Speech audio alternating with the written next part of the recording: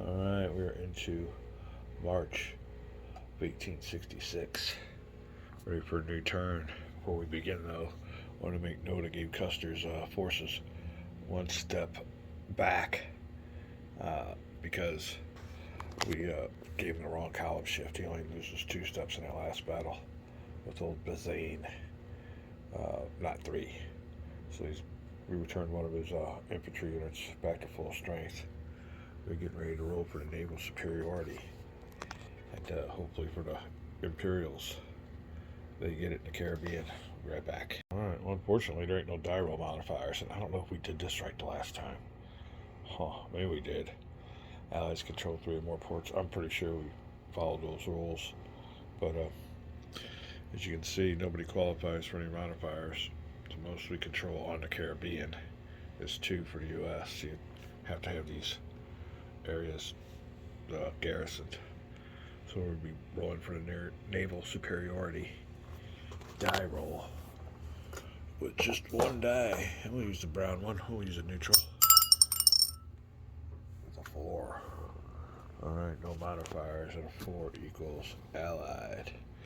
So there you go. We'll leave the old marker here. Alright. Moving on to the allied event. Check the table. Look for the results. There's the table. I don't know if there's any modifiers, so we'll be right back. Alright then. No modifiers for the events. 2.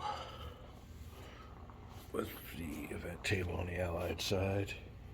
Another Viva Juarez. We get more recruit and deploy 2 Mexican Republic brigades. Pick and replace and deploy an eliminated allied leader. I don't think that qualifies. We don't have any. All of our leaders are on the map. But we do get to recruit and deploy 2 Mexican Republican brigades. So let's see here. We'll be right back. Alright, it'll be the 2 units we recruit. One will be an untried unit, but the other one's a veteran Mexican Republic infantry. And the other one, an untried Mexican Republic composite brigade. And we're going to put them up here with our Pacific Ocean force at Mazatlan. Alright, Mazatlan. Or is that an L? Mazatlan? Or is that an R-I? I can't read that.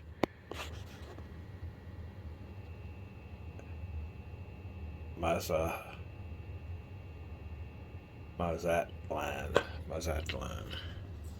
Alright. Who makes up these names? I guess as long as you know what it is pronounced to begin with, you got a starting point. Alright, nice little force there. Still within the 12 unit stacking limit. Alrighty. Now, with the allied event table under Viva Juarez, was our 2 die roll. We can't replace any leader, but we can get us 5 more.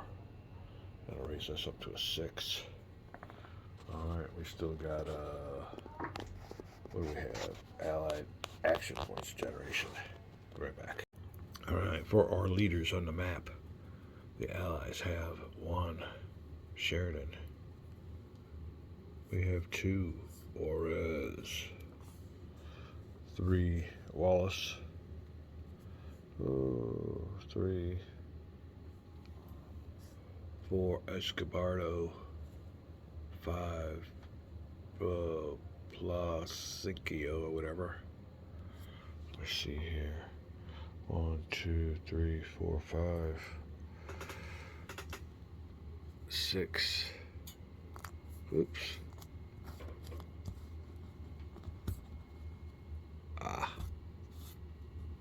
No fingernails. No fingernails. Need nails in this game. Let your nails grow if you're a grognarder. Alright. 6, 7. I believe that'll be it. 7 generals. 7 leaders. And then for Allied Control Port on the Caribbean, we get 2 for that. That'll be 9.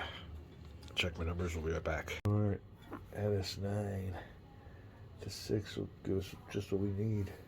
1, 2, 3, 4, 5, 6, 7, 8, 9. Maximed out with 15 action points. Be looking to buy some units. Show you my purchases when we come back. Alright, for this turn, we're going to go ahead and recruit us some Riverine units. A couple, looks like it might be an ironclad even. And we'll get us 3 supply points and 3 tactic markers. No units this turn. We're just going to concentrate on logistics and maneuver. So that'll be a total of 10 minus my total. Leaves me with 5 left. That'll give me some marching orders. Let me go ahead and deploy my tactics into my tactics spot here. And another thing is we can look into these tactics markers. So we'll check those out here in a second. I'm going to deploy my supply and my Riverine. Well, the Riverine unit has to go here. At Fort Bliss. We'll put him on top because he'll definitely add some column shifts, I think, in combat for any assault on Monterey. And the thing of it is, the U.S. has no fortresses. So as bad as I guess you'd think the game would be gone for the Imperial forces, they haven't lost any fortresses yet. So we'll put the Riverine unit there. And I think I'm going to have to put my supply with with this town down here, or the fortress of Tampico. All right. Do I want to give them all there, or do I want to, mostly to help out Custer? I could have used some more because I wanted to give some up there to my attack going up that way. Let's give Custer a couple. Not giving them to them right away, but they'll be en route. And we'll give one to our force up here at Mazatan. Alright, big old stack of units there. We'll get it all straightened out. Alright, that will be my recruitment phase. We'll come next to the march phase, and we got 5 march points left. We'll be looking at our tactics markers and so forth.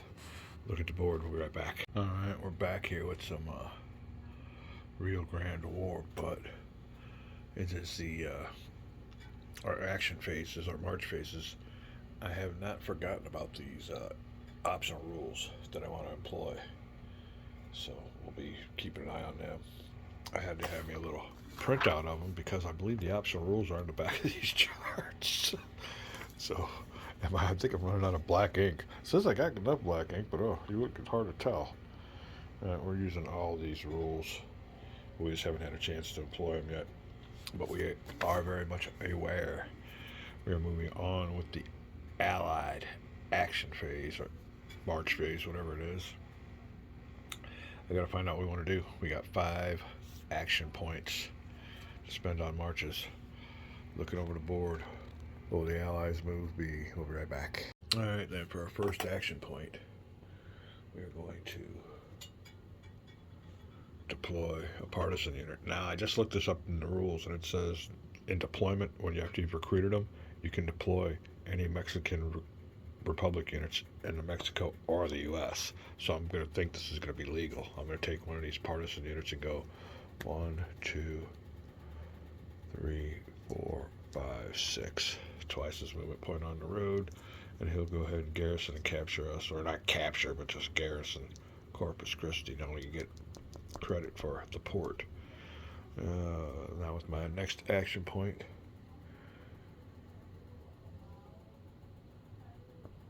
I'm going to move the other one. 1, 2, or rather 1 down here. I don't know how this unit got deployed here. We might have to look at that. It's a garrison unit, but I have no idea how he got out there. It might be illegal. Alright, well there you go. That'll be my 2 action points. Now I have Corpus Christi and Matamoros garrison. I'll get credit for them. I could have used U.S. units, but I wanted to use whole divisions. But 12 strength divisions, a heck with that. So these little cavalry guys are partisans are moving into Corpus Christi to garrison them. I guess that's good enough. I don't see nothing about the rules. I will look at this though real quick. We'll be right back. Alright, well that is a militia unit. And I guess he was deployed there when we thought we had a base there. But there was no base, or I don't know what happened to the base. But we'll go ahead and reposition him. And put him in one of our controlled spots. Where we had control for a while. I guess up here. There you go. Oh, got some work to do. Be right back. Alright, like I said, we went ahead and joined them there. There's quite a force in Partisan. And we might have to move down the coast there, take on some Imperial Mexican units. But I know, we got old Sheridan here screaming his head off. He's got a whole stack here of nothing but U.S. infantry. Probably, like I said, the strongest force on the board besides Custer. He might even beat out Custer. So we'll see. He's screaming and yelling. So we're going to look at the map and find out how to distribute our last 3 action points. We'll be back. Alright, we got a lot of options here. One that includes using my Riverine unit to come on up here. But the thing of it is, in this game, you activate him with an action point. He'd be the only unit activated. He'd come on up here. Hold on a second. Alright, he'd come on up to the river, but he'd have to stop at this hex because he'd be in his zone of control. Now, there is a optional rule that comes into effect, and it is running the guns can attempt to move through hexes containing enemy zones of control and not enemy units. So I can attempt to run of the guns, get him up here with Sheridan, and he'll provide a nice bonus combat factors and I believe a positive column shift. But then I'd have to activate Sheridan, so that'd be 2 action points right there. Or I like to move my force down here and start capturing some of these ports. Ports are always important for action point totals or bonuses. So, and I always got Custer ready to go. So, like I said, plenty of options. We'll be right back. Alright, unfortunately, upon further examination, he ain't really got quite the force. We got a couple veteran units, or just one veteran unit, as a matter of fact. It gets even worse. Green unit here. You got some militia, or some partisans, and supply. That's it. They do have other units there, but for some reason, he has 3, I guess it's 3, yep. 3 militia units that are static and won't be moving. So, and another thing is, he has no engineers with him, so we'd have to stop with our supply right here. Do I want to spend an action point on that? Probably not in this turn. We'll be back. Alright, well, old Custer's got to wait. But he is he is out in the open with his pants down. So with our next action point, we will conduct a march with 2 supply points, and they will go 1/2, 1, 2, and join Custer with their 3rd. Way back. This game has enough markers there that set number up in the upper left. You don't have to use 2, so we'll go ahead and reduce the stacking and use their 2, and Custer will be supplied, ready for his sustainment phase, because I don't think he's going to be marching. He's going to be sitting. Be back. Alright, Custer supplied, and like I said, they have various nominations or denominations of the supply. You can interchange any way you want. I've been using the 1s. It ain't too bad. I don't mind the stacks. Like I said, I don't have anybody really hitting the table or anything in here, so I'm pretty well safe. Alright, well that'll be it for him. Next, for my next action point, we will be moving our Riverine unit. He has unlimited movement on the rivers. We will have to stop him right here. We will attempt a running of the guns, our optional rule. Try to get him into Sheridan, and Sheridan's going to go ahead and get an attack with our final action point, which is rightly so. I mean, there's a big unit. I got enough forces here to tear on down and make this a real short game. We'll be back. All right, here's our Riverine running the gun die roll. And we'll be right back. I got all my dice set up. For some reason, 4s are wild. I wonder if that means anything in today's baseball game. I'm going to remember that. All right, running of the guns die roll. And we get a 3. I'll be right back here. 1 of 3 Riverine forces ceases movement. We did not make it. Alright, well, I don't think that'll hurt the attack. But like I said, for our very last action point, we'll, Sheridan gets his way. Although, Sheridan, you're going across the river and shit. I hope could use that Riverine unit, that's for sure. We'll be back with the tail of the tape. Alright, we're ready for the battle for the Presidio di Rio Grande. And there's a base there. The U.S. is crossing the border. Oh, Sheridan with an invasion force. And the Riverine unit just couldn't quite make it. He couldn't run the guns. And here is the tail of the tape. We have Sheridan versus Mija. And Mija's got himself a nice little base to go behind. He's got some French infantry, French cavalry, some green Mexican cavalry, green Mexican composite infantry, cavalry brigade, and some garrison units, militia, versus some veteran. And old Sheridan's got engineers with them. I don't know if that'll help when it comes across in that river bonus. But there's our divisions, all veterans, and some supply. He's pretty well stocked. We'll be back. Alright, well, engineers give no benefits for attacking across rivers. They give benefits for moving across rivers and attacking fortresses only. Get on with the attack. We'll be right back to determine battlefield superiority or initiative. Alright, battlefield advantage determination. The attacker, which is the U.S. allied player, gets to decide which one of these tactics markers he wants to use, and this will be a addition to his battlefield advantage die roll. You can see here, the U.S. is definitely stocked up, and we'll take the best one. And what you would do is you'd flip it over here like this, but like I said, this is the lonely channel. We never find anybody to play with, so we got to do solo games. All right, so there you go. Now we'll look at his. He will reply if he wants. Now, see, he can't use that. That's only an attacker. I don't know if you can see that good. Sorry about that. All right, well, we will definitely be using this one too. So we'll flip it over here just to play the game. And they have been picked, and you do that before you roll a die. All right, well, both of our players have leaders, so that negates that modifier.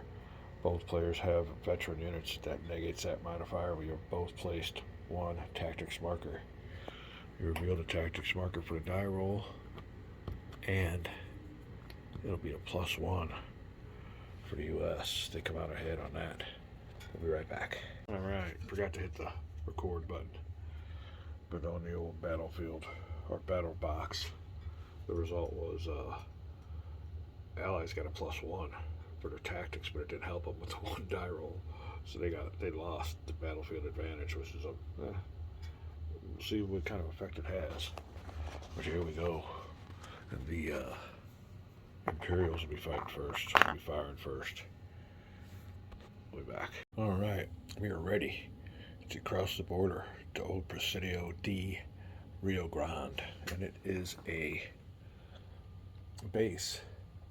So Sheridan, after all this crying, is up against it and has lost the battlefield advantage, which is pretty apropos considering that he has to cross a river and attack a base, a fortified base. So the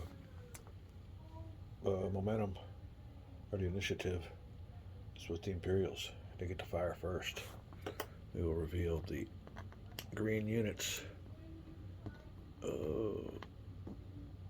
Like 3, and usually they are 3s. There's no big surprise there. Our garrison units 1, so it has no real surprise, but they'll get the advantage of firing first at Old Sheridan and the U.S. divisions of infantry and supply. We also have modifiers. We'll be doing column shifts, so we'll be right back with that.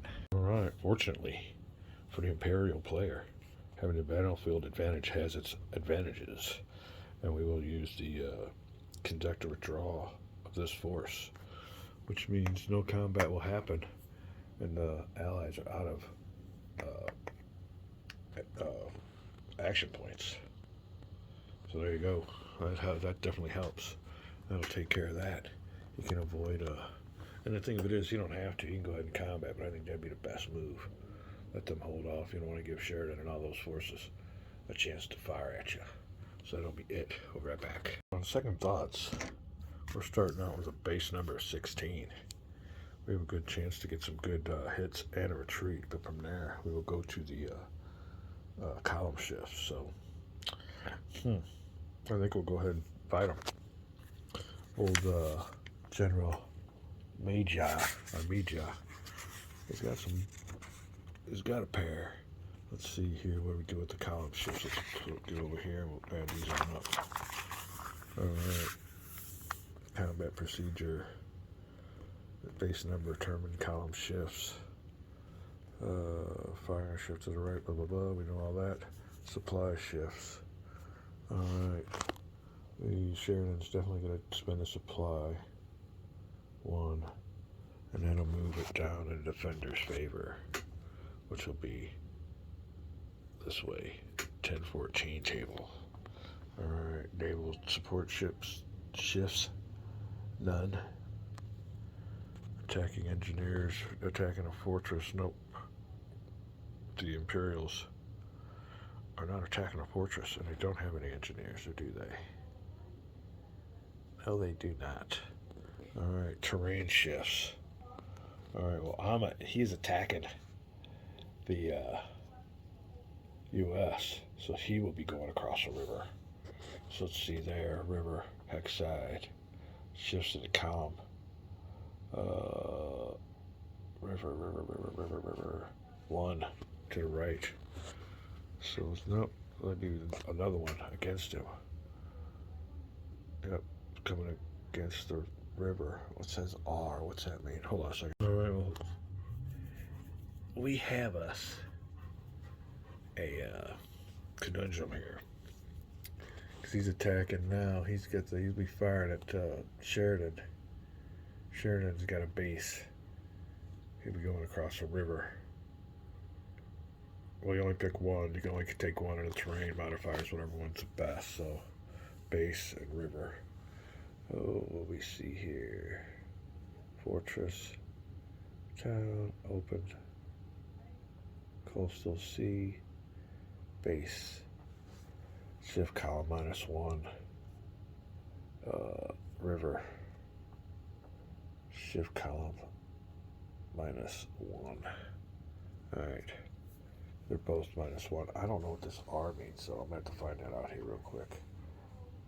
River hexide 1R. Look down here. I'm not seeing anything underneath R. Am I missing something? Alright, we'll be back. Alright, I think I got it straightened out here. What is it here? Column shifts. Terrain effects. So that'll be a river -1. So we went down 1 already. And base is another -1 in addition to this terrain. So we'll go down another one. I believe we started off with a... Well, hold on, I'm the attacker. 3, 4, 5, 6, 7, 8, 9, 10, 11, 12, 13, 14, 15, 16 was our first column shifts. we don't have any of our favor. We're going across the river and into a town. Yep. And the U.S. player has expended a supply point. So let me see if that's column shift. Expend the supply unit. Yep, -1 again. So here we go. Do we want to attack or do we want to retreat? No retreat result with this table. I'm pretty sure that's the way we do it. He's attacking across the river into a town and into a base. Huh. I think the terrain only takes 1. So let me see. River, -1. Town, -1. So let's just say it's just 2. So we'll go back up here. When it comes to terrain, you can only take 1. But the base, you add 1. Alright, I forgot all about that. So there you go. I believe that old Magi is going to decline the battle. We'll be back. Here we are. The Allied attack came to naught. Lost the battlefield advantage, and Imperials decided it was best militarily not to cross the river and attack into a base, especially with his low numbers. He's got the numbers that can maybe do it, but he didn't, and he stays there, avoids combat. We will go on to the Imperial Phase. Be right back.